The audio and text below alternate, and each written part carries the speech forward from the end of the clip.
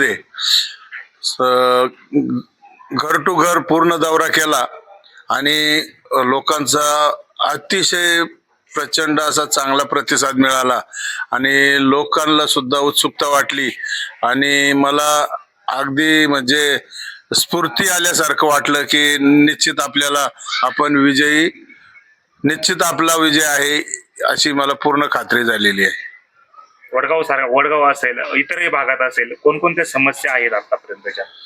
वडगाव मध्ये बऱ्याच ठिकाणी अशा समस्या आहेत. रस्त्याची समस्या आहे, त्याच्यानंतर काहींच्या घराच्याही समस्या आहेत, पाण्याच्याही काही ठिकाणी समस्या सांगितलेल्या आहेत.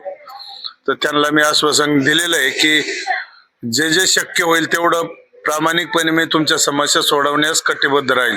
इतरही भागातल्या आता तुम्ही कशा दौरा करताय, इतरही भागात करताय, इतर भागात कोणकोणत्या समस्या बाकी होत्या? आता तुम्हाला सांगतो, तांबडेमाळा या ठिकाणी मी घर टू घर दौरा केला.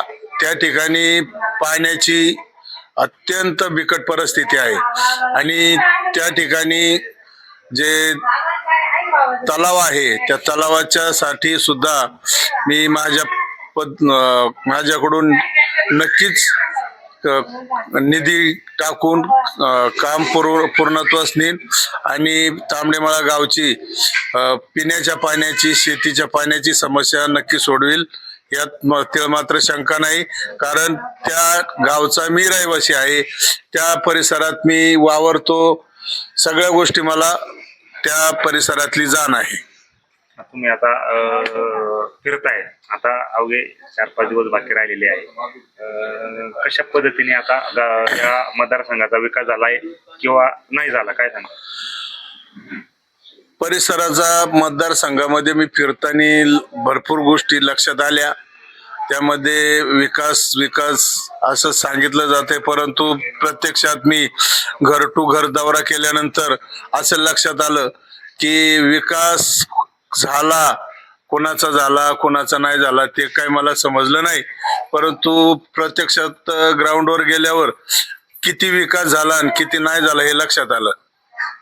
आता नागरिकांना आता तुम्ही काय आव्हान करणार आहे? मी नागरिकांना प्रामाणिकपणे असं आवाहन करतो की मी भारतीय जनता पक्षाच्या कमळ या चिन्हावर निवडणूक लढवत आहे.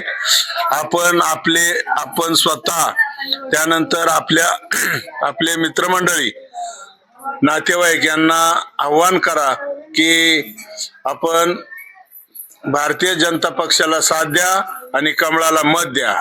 येत्या 7 तारखेला मी सर्व मतदार बंधू भगिनींना नम्र विनंती करेल की आपण कमळासमोरील बटन दाबून मला प्रचंड बहुमताने विजयी करावं अशी आपणास मी नम्र विनंती करतो. धन्यवाद.